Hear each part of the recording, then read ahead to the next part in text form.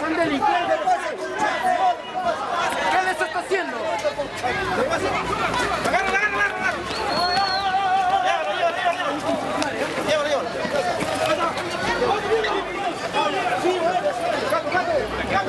La hueva, la gana, compadre. Están violentándonos cuando estamos manifestándonos pacíficamente por lo que han hecho en el Congreso, por la elección del Tribunal Constitucional. La dictadura nos está tapando para que no podamos protestar. Restringen el Estado de Derecho, restringen nuestra libertad. Eso es lo que están haciendo. Es absurdo que no exista justicia, señor, no existe justicia. Bueno, estábamos protestando por la elección que ha hecho el Congreso contra la población, eligiendo a corruptos, a narcotraficantes, ¿no? A gente que tiene mucha historia detrás y que va contra el pueblo.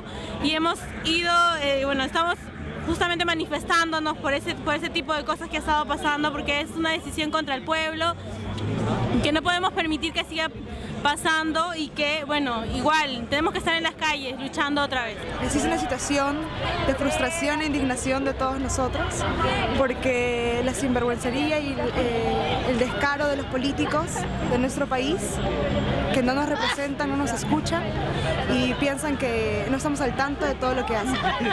Una indignación que además no es de ahora.